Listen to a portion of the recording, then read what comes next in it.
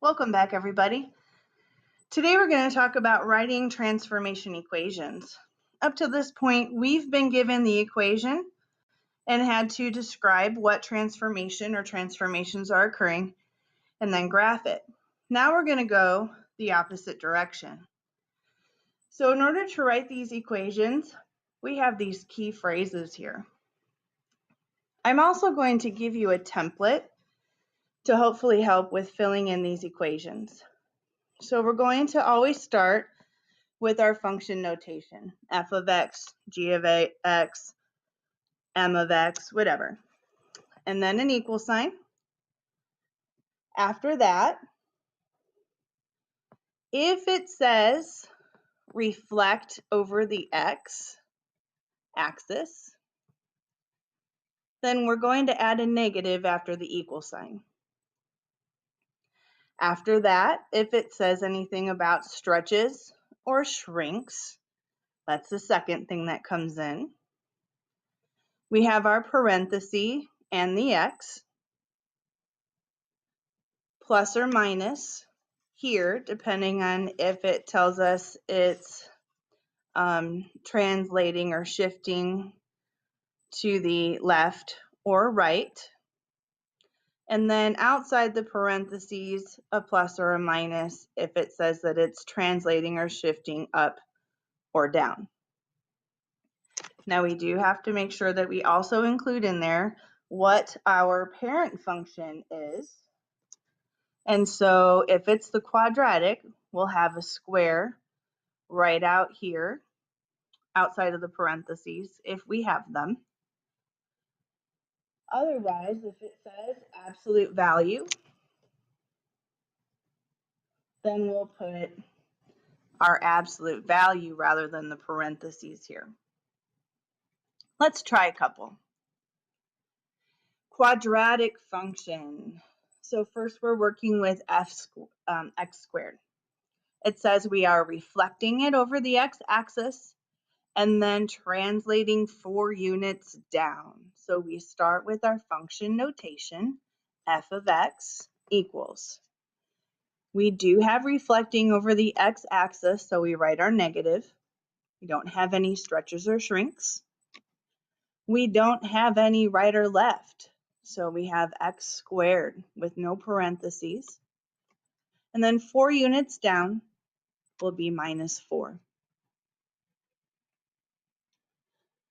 Next, we have our absolute value function. It's going to be shrunk by 1/3, left 4, up 1. So for this one, I will put f of x is equal to, we don't need the negative. The next thing would be a stretch or a shrink, and we have a shrink of 1/3, so that comes next. Then our absolute value symbol, x, left 4 is going to be plus 4. Close that absolute value symbol, and then up 1 is plus 1. And that'll be our equation.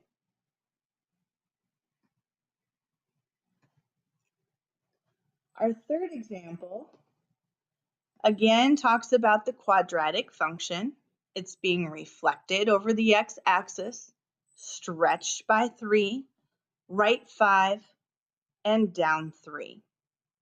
So I'll start with f of x is equal to negative 3 for the reflection over the x and the stretch by 3, x minus 5 for the right 5. Put the square up there because of the quadratic function, and then minus 3 for the down 3.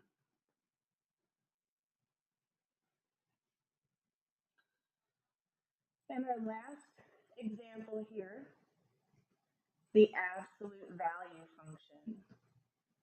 We are shrinking by 1/4 and 3 units up. So f of x is equal to, we didn't reflect, so we're not going to write that negative. We have 1/4 for our shrink. Our absolute value, x. Close that absolute value because we're not going left or right. And then a +3 at the end for the 3 units up.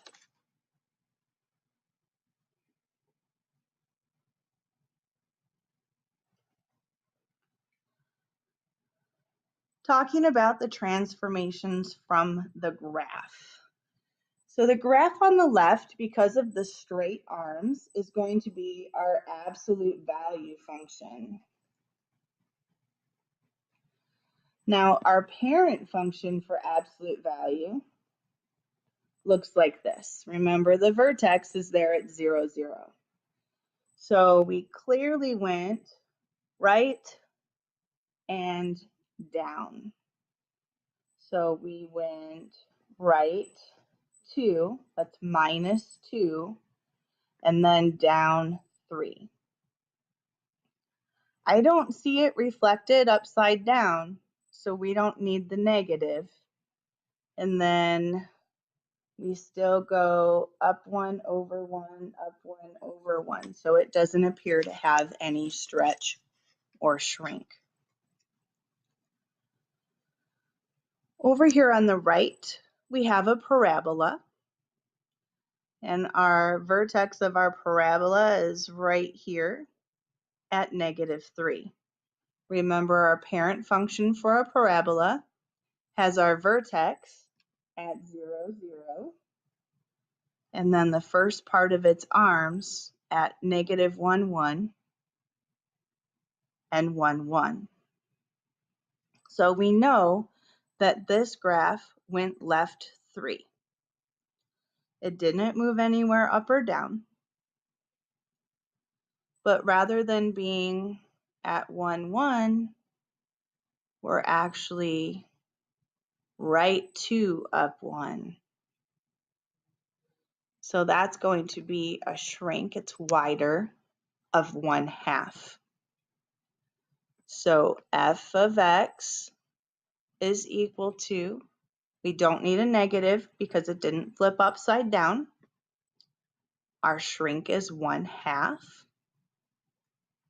We have x squared. You can either write the parenthesis or not because we didn't. I apologize. Let's go back. We did move to the left. So we do need our parentheses there. And the left 3 is going to be +3 squared. We don't need to write anything after that because we didn't move up or down. That's the end of our notes for today. Bring this in with you tomorrow. Again, if you have a calculator, please make sure that you bring it. And we will be working more with that while we practice. Have a great night.